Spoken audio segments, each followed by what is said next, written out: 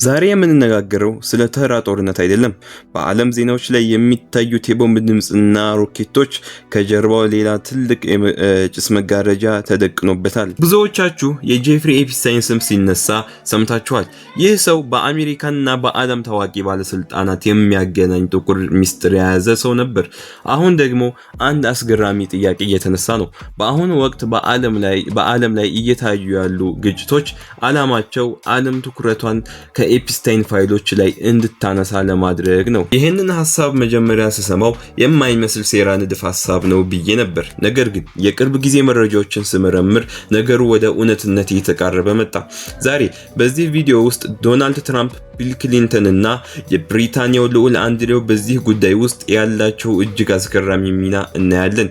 እስከ መጨረሻው አብራችሁን ቆዩ፣ ምክንያቱም የምነግራችሁ ነገር የዓለም እይታችሁን ይቀይረዋልና። ታሪክ ራሱን አይደግምም፣ ነገር ግን ይመሳሰላል ይባላል። እንደ አውሮፓውያን አቆጣጠር በ1998 የሆነውን እናስታውስ።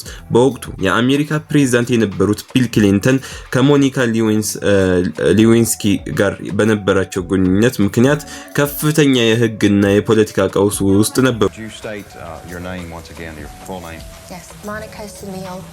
በሚገርም ሁኔታ ክሊንተን በሕግ ፊት ቀርበው ቃላቸውን በሰጡ በሶስተኛ ቀን አሜሪካ በድንገት በሱዳንና በአፍጋኒስታን ላይ የቦምብ ጥቃት አዘዘች።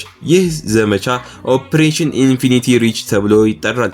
የዓለም ሚዲያዎች በሙሉ ስለ ሌዊንስኪ ቅሌት ማውራታቸውን ትተው ስለ ጦርነቱ ማውራት ጀመሩ። ከጥቂት ወራት በኋላም ክሊንተንን ከስልጣን ለማውረድ የፓርላማ ድምጽ ሊሰጥ አንድ ቀን ሲቀረው በኢራን ላይ የአራት ቀን የቦምብ ናዳ አዘዘ። ኒውዮርክ ታይምስ በወቅቱ የክሊንተንን ከስልጣን መውረድ ድምጽ አሰጣጥ በኢራቅ ጦርነት ምክንያት ተራዘመ የሚል ዜና ይዞ ወጣ። ዛሬስ እየሆነ ያለው ተመሳሳይ ነገር ይሁን? አሁን ደግሞ ወደ ዶናልድ ትራምፕ እንመለስ። በቅርቡ በኢራን ላይ የተቃጣው ጥቃት ኦፕሬሽን ኢፒክ ፊውሪ የሚል ስም ተሰጥቶታል። ለምን? በቴክኖሎጂው ዓለም ኤስኢኦ የሚባል ነገር አለ።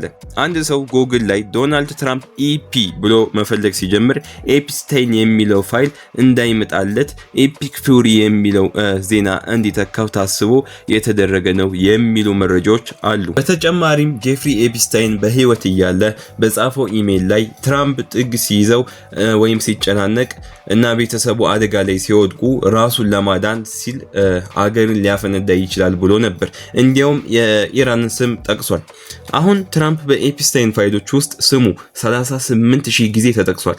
ይህንን ታሪክ ለመሸፈን ጦርነት ብቸኛው አማራጭ ይሁን? ወደ ብሪታንያው ንጉሳዊ ቤተሰብ ስንሄድ ደግሞ የልዑል አንድሬው ጉዳይ ይበልጥ አስገራሚ ነው።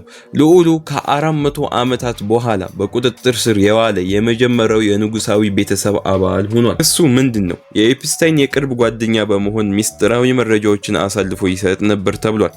በታዋቂው የ2019 ቃለ መጠየቁ ላይ ከኤፕስታይን ጋር ለምን ትገናኛለህ ተብሎ ሲጠየቅ ጓደኝነታችንን በስልክ ለማቆም ፈሪ መሆን ስላልፈለኩ ነው የሚል አስቂኝ ምክንያት ሰጥቶ ነበር። In 2010 you went to stay with him at his New York mansion. Why were you staying with a convicted sex offender? Right. Now I went there with the sole purpose of saying to him that because he had been convicted, it was inappropriate for us to be seen together. I felt that doing it over the telephone was the chicken's way of doing it. I had to go and see him and talk to him. በሌላ በኩል በኒው ሜክሲኮ የሚገኘው የኤፕስታይን ዞሮ ራንች ምርመራ በድጋሚ ተከፍቷል። እዚያ ቦታ ላይ የሰው ልጅን የማብዛት ኢዩጌንስ ሙከራዎች ይደረጉ እንደነበረ ይነገራል። የሚገርመው ነገር የአሜሪካ የፍትህ ሚኒስትር ይህ ምርመራ በ2019 እንዲቆም አዞ ነበር። አሁን ግን እንደገና ተከፍቷል። በቅርቡ የወጡት የኤፍቢአይ ፋይሎች ደግሞ ይበልጥ አስደንጋጭ ናቸው። ከ6.5 ሚሊዮን የኤፕስታይን ፋይሎች ውስጥ የወጡት ግማሾቹ ብቻ ናቸው። ቀሪዎቹ የታለፉት ለምን ይሁን? በተለይ ስለ ዶናልድ ትራምፕ የሚነገሩ 90 የሚጠጉ ገጾች መጥፋታቸው ተረጋግጧል። በአንደኛው ፋይል ላይ የ13 ዓመት ታዳጊ ወጣት በትራምፕ ላይ የሰጠችው እጅግ ዘግናኝ ምስክርነት ይገኛል። እነዚህ ፋይሎች በወጡ በ4 ቀናት ውስጥ ጦርነቱ መታወጁ ድንገተኛ ሊሆን ይችላል ወይስ መረጃዎቹን ከህዝብ አይን ለመሰወር የተደረገ ጥረት? በመጨረሻም አንድ ጥያቄ እናንሳ። ጦርነቱ የተጀመረው በእርግጥ እነዚህ ፋይሎችን ለመሸፈን ነው? በሚዲያ ሳይንስ ኒው ሳይክል ዲስፕሌስመንት የሚባል ነገር አለ።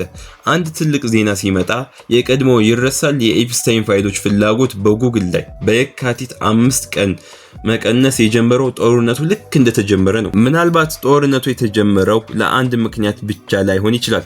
ነገር ግን የታሪክ አጋጣሚዎችና የባለስልጣናቱ መጣደፍ ብዙ ጥያቄዎችን ይጭራል።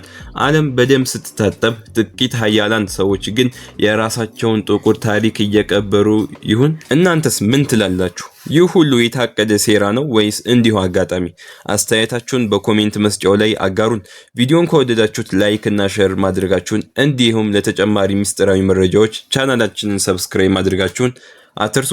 በሚቀጥለው ቪዲዮ እስክንገናኝ ሰላም ቆዩ።